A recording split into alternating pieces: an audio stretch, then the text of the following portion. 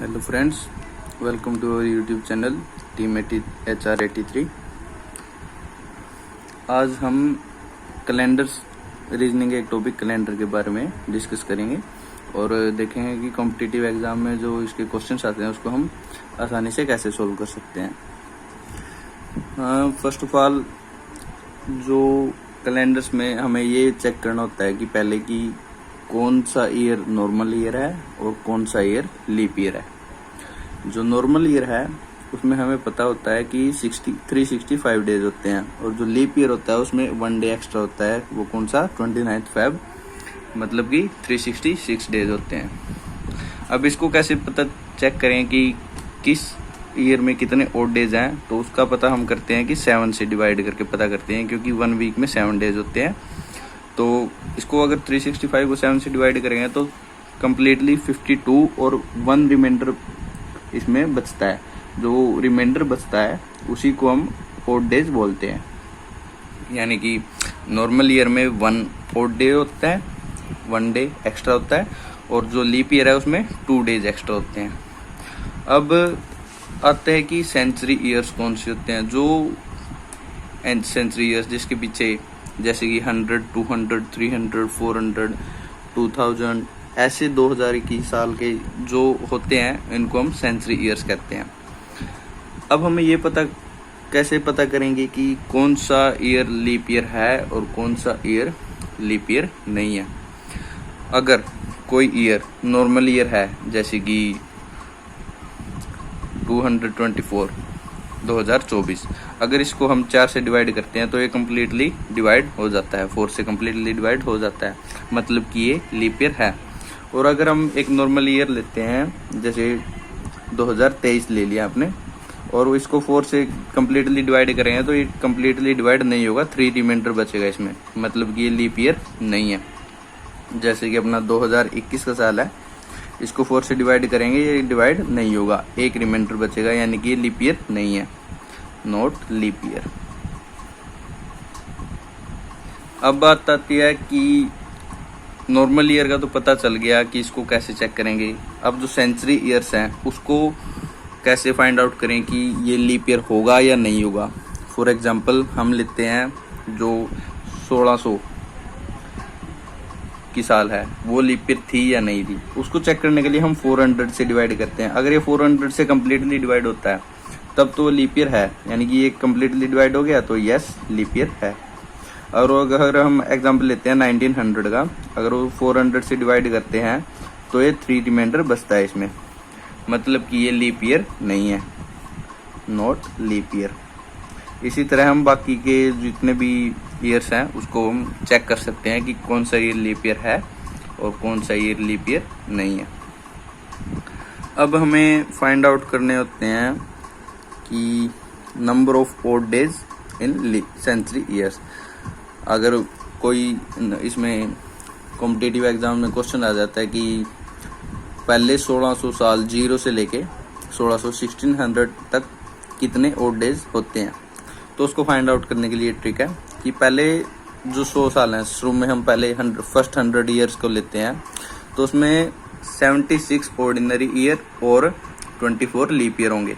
24 इसलिए होंगे कि जो 100th ईयर है वो लीप ईयर नहीं है, वरना 25 होने थे, अब कितने हो गए 24। तो जो 100th ईयर है वो नॉर्मल ईयर है, इसलिए 75। अगर हम इससे कम्प्लीटली 4 से डिवाइड करते हैं तो 25 और 75 होने थे, लेकिन जो 100th ईयर है वो लीप ईयर नहीं है, इसलिए 76 ऑर्डिनरी ईयर होंगे और जो 24 है वो लीप ईयर होंगे। अब 76 इंटू 1, क्योंकि ऑर्डिनरी ईयर में 1 ऑड डे होता है, और 24 इंटू 2 यानी कि 48, इसमें 2 ऑड डेज होते हैं, तो 124 ऑड डेज हो गए। अब इतने ऑड डेज को कैसे पता चले कि मिनिमम हमें तो शॉर्ट फॉर्म में चाहिए होते हैं, तो उसको हम 7 से डिवाइड करेंगे। 7 से डिवाइड करने के बाद 17 वीक्स और 5 ऑड डेज बचते हैं, मतलब कि पहले फर्स्ट 100 ईयर्स में 5 ऑड डेज होते हैं। अब फर्स्ट 200 ईयर्स में कैसे पता चले कि उसमें कितने ऑड डेज होते हैं, तो सिंपली 5 को 2 से मल्टीप्लाई कर देंगे कि 10। अब 10 को अगर 7 से डिवाइड करते हैं तो 3 रिमाइंडर बचता है, यानी कि पहले 200 सालों में 3 ओड डेज होते हैं। अब बात आती है फर्स्ट 300 ईयर्स की। तो 300 को 5 को 3 से मल्टीप्लाई करेंगे 15 को अगर 7 से डिवाइड करेंगे तो 1 रिमाइंडर बचता है। तो इसमें पहले 300 सालों में एक ओड डे होता है। अब पहले 400 सालों की बात। पहले 400 साल में अगर हम 5 को 4 से कम्प्लीटली मल्टीप्लाई करें तो 20 होता है। आप में से कहेंगे कि 6 ओड डेज आना चाहिए था, लेकिन जो 400th ईयर है वो भी क्या है, लीप ईयर होता है। लीप ईयर होता है तो 1 डे एक्स्ट्रा, 1 डे एक्स्ट्रा इसलिए, वैसे तो लीप ईयर के 2 डेज एक्स्ट्रा होने थे, लेकिन हमने इसमें 4 से मल्टीप्लाई कर लिया। या तो इसको हम ऐसे कर सकते हैं कि 5 × 3 15 प्लस जो इसमें बचेंगे 100 साल, 300 से 400, 300 to 400। इसमें अगर हम चेक करेंगे तो 125 ओड डेज आएंगे।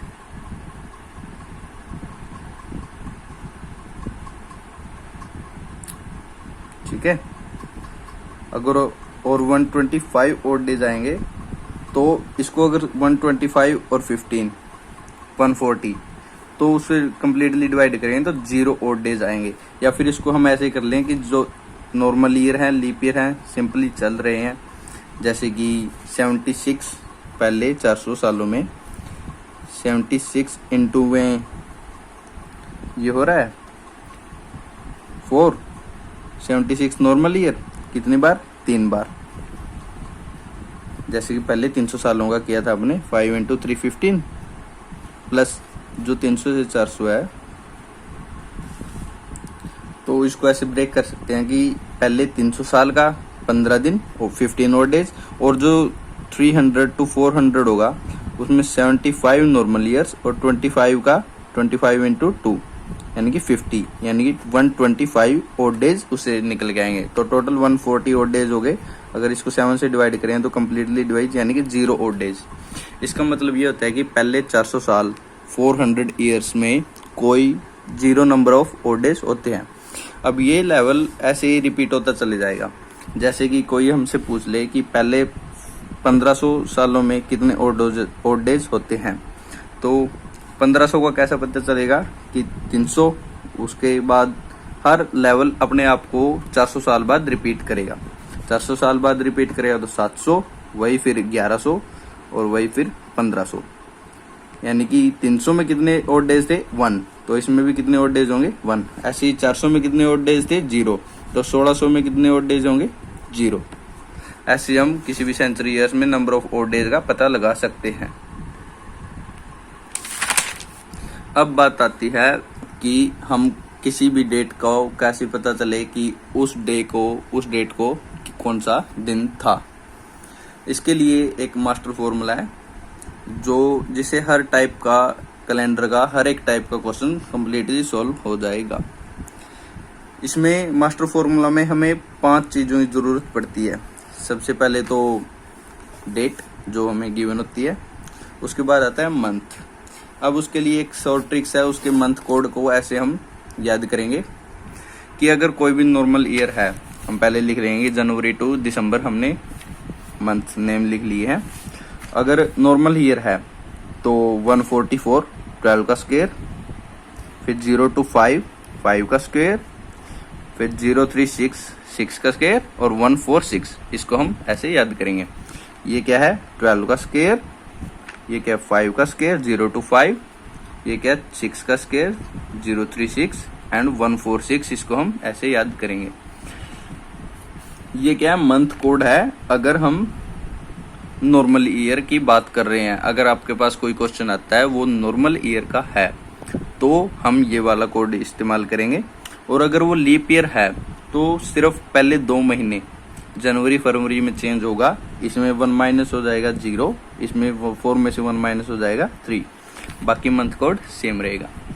अब मंथ कोड के बाद सेंचुरी कोड की बात आती है। अब सेंचुरी कोड आपको पता है, हमने अभी सीखा कि हर सेंचुरी अपने आप को 400 सालों बाद रिपीट करती है, 400 ईयर्स आफ्टर। अगर रिपीट करती है तो 0, 0th, 400th, 800th, 1200, इन सब के लिए हम एक कोड यूज करेंगे 6। अब उसके 100 साल बाद 100, 500, 900, 1300, 1700, 2100, ऐसे ही 2500। अगर हमारे पास कोई भी ईयर आएगा तो हम उसको 400 से डिवाइड करके देखेंगे। अगर उसका रिमाइंडर 100 बचता है तो मतलब उसके लिए कोड यूज करेंगे हम 4। अगर 200, 600, 1000, 1000 एंड 1400 इस तरह से ईयर आता है कोई भी, तो उसके लिए कोड हम यूज करेंगे 2। और 300, 700, 1100, 1500 इसके लिए हम कोड यूज करेंगे 0। हमारे पास 3 चीजें हो गई। अब आता है वीक कोड। वीक कोड में सातों के 7 दिन, Sunday to Monday, Tuesday, Wednesday, Thursday, Friday and Saturday. Sunday को हम 1 कोड करेंगे, मंडे को 2, ट्यूसडे को 3, वेडनेसडे को 4, थर्सडे को 5, फ्राइडे को 6 और सैटरडे को 7। अगर 7 को 7 से डिवाइड करेंगे तो 0 रिमाइंडर आएगा, तो इसको हम 0 भी कह सकते हैं। ठीक है, तो हमें ये 3 कोड याद करने हैं, month code, century code and weekly code.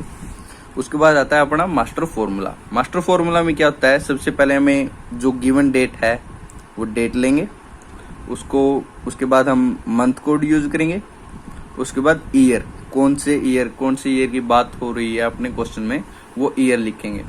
उसके बाद नंबर ऑफ लीप ईयर, यानी कि किसी भी सेंचुरी से लेकर और उस ईयर तक का जितने भी पहले लीप ईयर आते हैं हम उसको काउंट डाउन करेंगे। उसके बाद आता है अपना सेंचुरी कोड।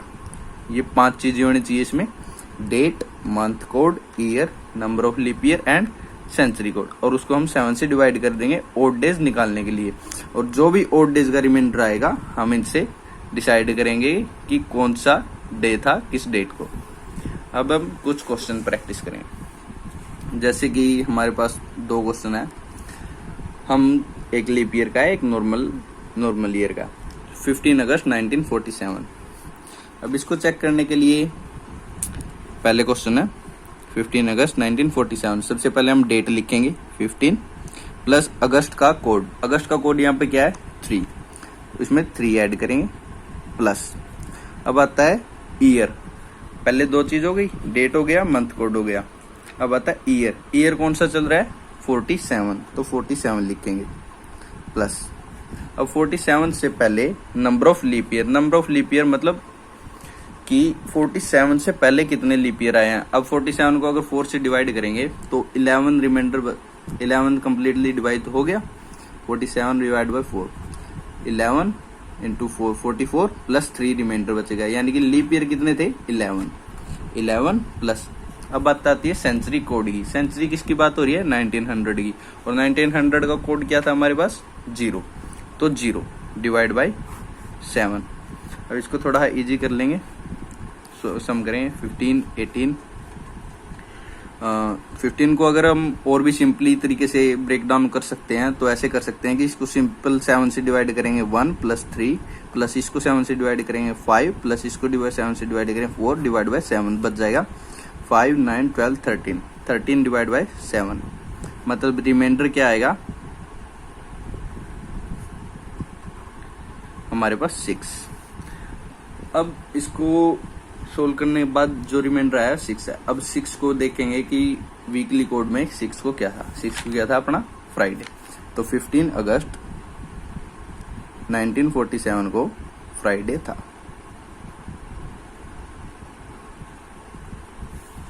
समझ में आया। ऐसे हमें 5 चीजें ली थी हमने इसमें क्वेश्चन में। सबसे पहले 15 का 15, फिर अगस्त का कोड, वहां से अपने अगस्त का कोड लिया था 3। उसके बाद आता है नंबर ऑफ ईयर्स 47। अब 1900 से लेके 47 तक number of leap year. Number of leap year कैसे चेक करेंगे कि जो भी ईयर दिया है, जैसे 47 दिया था, 11 से कम्प्लीटली डिवाइड हो गया, 11 इंटू 4 से अगर चलेंगे तो 3 रिमाइंडर। अब इस बार रिमाइंडर नहीं लेना है, रिमाइंडर लेते हैं ओड डेज के लिए। हमें लेना है नंबर ऑफ लीप ईयर, यानी कि कम्प्लीटली डिवाइड हुआ जितनी बार, कितनी बार हुआ 11 टाइम्स, तो 11 लेंगे यहाँ पे, और प्लस कोड सेंचुरी कोड। अब जो सेंचुरी कोड था वो हमारे पास 1900 के लिए कौन सा था 0, तो 0। ये 5 चीज़ें होगी, 1 2 3 4 5 डिवाइड बाय 7 किया तो 6 रिमाइंडर आता है। 6 रिमाइंडर को क्या पड़ेगा, फ्राइडे। अब सेकंड क्वेश्चन है 1 अप्रैल 2000। अब 1 अप्रैल के लिए सबसे पहले डेट 1 प्लस अप्रैल का मंथ कोड। अप्रैल का मंथ कोड क्या है, 0, तो हम 0 लेंगे, प्लस नंबर ऑफ ईयर्स 0, 2000 की बात हो रही है तो number of years 0, plus number of leap years. अगर ईयर ही 0 है तो उसके अंदर लीप ईयर तो कुछ होगा ही नहीं, कुछ नहीं होगा, तो उसके लिए leap year 0, plus century code 2000 के लिए क्या है, हम अब यहाँ से चेक करेंगे 6 डिवाइड बाय 7, ये आ गया 7 डिवाइड बाय 7। ये कम्प्लीटली डिवाइड हो गया, यानी कि 0 रिमाइंडर बच गया। 0 रिमाइंडर बच गया तो क्या था, यहाँ से सैटरडे, मतलब कि 1 अप्रैल 2000 को सैटरडे था। अब ये जो हमारा मास्टर फॉर्मूला है, इससे हमारे हर एक कैलेंडर के हर एक टाइप के क्वेश्चंस कंप्लीटली सॉल्व हो जाएंगे, गारंटी के साथ।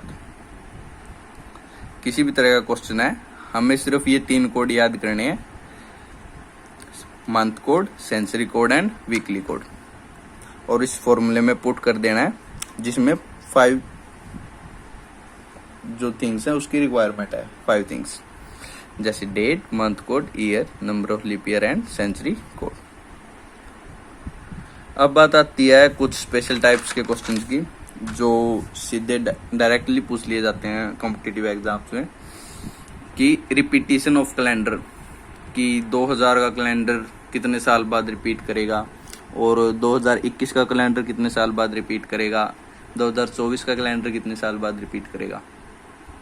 उसको सोल्व करने के लिए एक सिंपल ट्रिक है कि अगर कोई ईयर लीप ईयर है तो वो अपने आप को आफ्टर 28 ईयर रिपीट करेगा। लीप ईयर कैसे रिपीट करेगा, 28 साल बाद। जैसे कि 2000 का कैलेंडर है तो वो 2028 में रिपीट करेगा।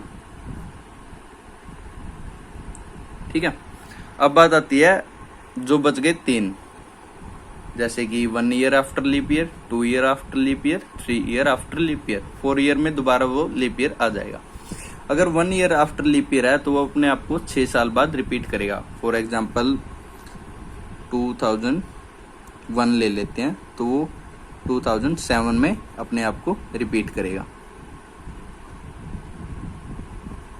ठीक है।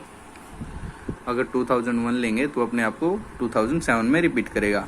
और जो 2 ईयर आफ्टर और 3 ईयर आफ्टर है वो अपने आप को आफ्टर 11 ईयर्स रिपीट करते हैं। फॉर एग्जांपल 2003 है वो 11 ईयर आफ्टर मीन्स 2014 में रिपीट करेगा। ठीक है, रिपीट करेगा। दोबारा एग्जांपल लेते हैं 2022 का। 2022 क्या है, जो 2020 था, 22 को पे 22 को 4 से डिवाइड करेंगे, रिमाइंडर क्या बचा 2 means 2 year after leap year. 2 year after leap year तो आफ्टर 11 ईयर्स वो अपने आप को रिपीट करेगा, मतलब 2033 में रिपीट करेगा। ऐसे हम किसी भी साल का कोई सी भी ईयर का कैलेंडर देख सकते हैं कि वो अपने आप को कितने साल बाद रिपीट करेगा। अब बात आती है कुछ डेज की, जैसे first day of the century, last day of the century and first and last day of the century. ये डायरेक्टली क्वेश्चंस पूछ लिए जाते हैं। जैसे first day century, first day कौन कौन से हो सकते हैं, Tuesday, Thursday and Saturday. Last day कौन कौन हो सकते हैं जो इनसे अलग होंगे, वेडनेसडे, फ्राइडे एंड संडे। जो मंडे है वो फर्स्ट डे भी हो सकता है और लास्ट डे भी हो सकता है, इसमें भी आएगा ये और इसमें भी आएगा, इसलिए स्पेशल टाइप का क्वेश्चन है।